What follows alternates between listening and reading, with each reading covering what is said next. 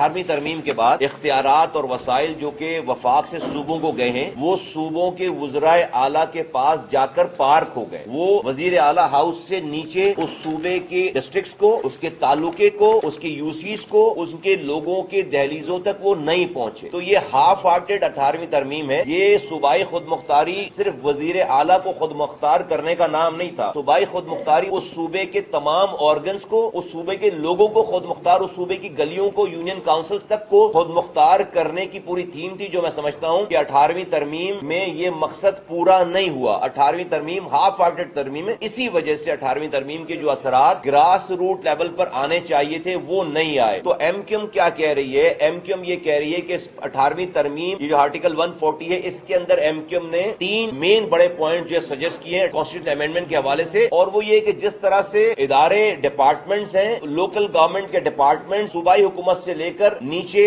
Local governments کو دے دیے جائیں اور یہ بات آئین میں لکھ دی جائے. اور یہ کام انڈیا نے اپنے آئین میں ترمیم کیا ہے 1994-95 میں. انہوں نے پورا ایک چیپٹر انسرٹ کیا آئین میں جس میں کسی کو تشریح کرنے کی گنجائش نہیں رکھی. ہمارے آج کیا ہے؟ آرٹیکل 140 کہتا ہے کہ administrative, financial and political power will be delegated to the elected local government. یہاں پر اس کے بعد خاموشی آ جاتی ہے. اس کو ہر وزیر اعلیٰ، ہر صوبائی حکومت اپنی مرضی سے اس کی تشریح کرتی ہے. یہ کیا کہہ رہا ہے ہمارا جو کانسٹیٹیوشن ڈرافٹ ہے؟ وہ کہہ رہا ہے صوبے کی تشریح کے بجائے ہم ایک تشریح جو ریئل تشریح ہے اس کو ہم انسرٹ کر دیں تاکہ کسی کو اس کے اندر ایمبیگوٹی نہ رہے. تو پہلی چیز کہ ہم نے ڈپارٹمنٹس لکھے، تقریباً 32 کے قریب ایسے ڈپارٹمنٹ ہیں محکمے ہیں جو کہ لوکل گورنمنٹ کے انڈر میں ہونے چاہیے، جو کہ آج پروونشل گورنمنٹ کے انڈر میں. نمبر 1. نمبر 2 یہ کہ یہ جو این ایف سی ایوارڈ میں پیسے لیتی ہے پروونشل گورنمنٹ، تمام این ایف سی ایوارڈ بچتا ہے اس سال کا آپ کو پتا ہے 7,600 ارب روپے صوبوں کو جا رہے ہیں. 7,600 ارب روپے انٹرسٹ دینے کے بعد کا جو سب سے بڑا اماؤنٹ ہے وہ یہی ہے. 7,600 ارب روپے میں 3,600 ارب روپے پنجاب میں، اور میرا صوبہ جو ہے سن اس کے وزیر اعلیٰ کو 1,800 پلس ارب روپے ان کو جا رہے. اب یہ 1,800 ارب روپے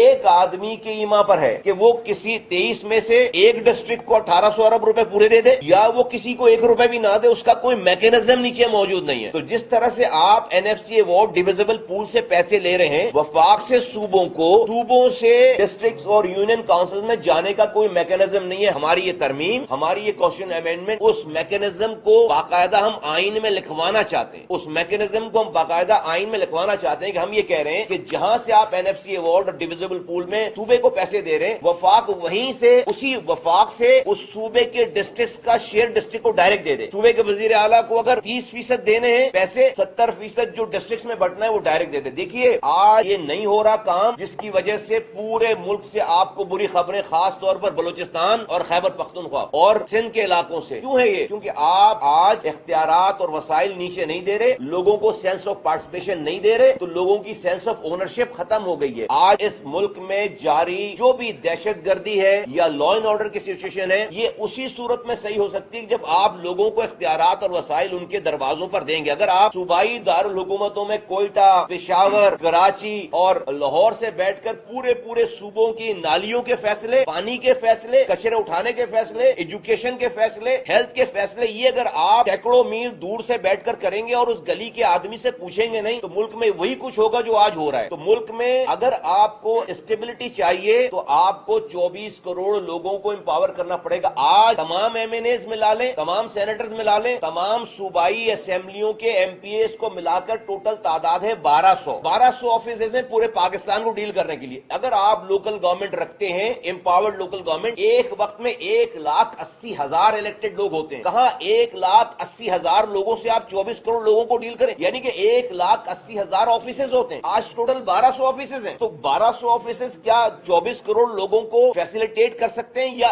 1,80,000 ہر گلی میں اگر یونین کاؤنسل کا ہر محلے میں آفس ہوگا تو اس کو اختیارات اور وسائل دیں گے جب جا کر فیسیلیٹیشن ہوگی. پاکستان میں آج جس طرح کی آئینی ترامیم اور چیزوں کی بات ہو رہی ہے، ایم کیو ایم اس بات کی پائنیئر، اور مائنڈ یو کہ یہ کراچی اور حیدرآباد کے اختیار کی بات نہیں ہو رہی ہے، یہ پاکستان کے تمام 24 کروڑ لوگوں کو امپاور کرنے کی بات ہو رہی ہے. یہ جمہوریت کی پہلی سیڑھی ہے. یہ آئین کی خلاف ورزی، ہم آرٹیکل 6 کی بات کرتے ہیں، اس نے آئین توڑ دیا. پاکستان کے موجودہ نظام میں اس آئین کو آرٹیکل 140A کو توڑا جا رہا ہے روزانہ، جو کہ عوام سے ریلیٹڈ ہے. اس لیے ایم کیو ایم ہمیشہ کے لیے اس مسئلے کو ختم کرنا چاہتی ہے، اور یہ ہم نے آئینی ترمیم کا مسودہ کل جمع کرا لیا ہے. اور تیسرا اس میں پوائنٹ یہ کہ ہم چاہتے ہیں اس آئینی ترمیم میں کہ جب تک ملک میں الیکٹڈ لوکل گورنمنٹ موجود نہیں ہے اس وقت تک ملک میں نیشنل گورنمنٹ اور پروونشل گورنمنٹ کے الیکشنز کی اجازت ہی نہ دی جائے. اگر M N A M P A بننا ہے کسی کو تو اگر الیکٹڈ لوکل گورنمنٹ نہیں اور آپ ایڈمنسٹریٹر لگا کے 5-5 سال 7-7 سال جو ہے حکمرانی کرتے ہیں لوکل گورنمنٹ میں شہریوں میں, وہاں پہلے الیکشن کرائیں, پھر M P M N As بنے, پھر پروونشل گورنمنٹ بنے, اور پھر نیشنل اسمبلی بنے, پھر سینٹ بنے. یہ کیا بات ہے کہ گراس روٹ پہ جو لوگوں سے 99% لوگوں کا تعلق ہے جس چیز سے, وہ اسمبلی موجود نہیں ہے, اور آپ جو ہے وہ صوبائی اور وفاقی حکومت آپ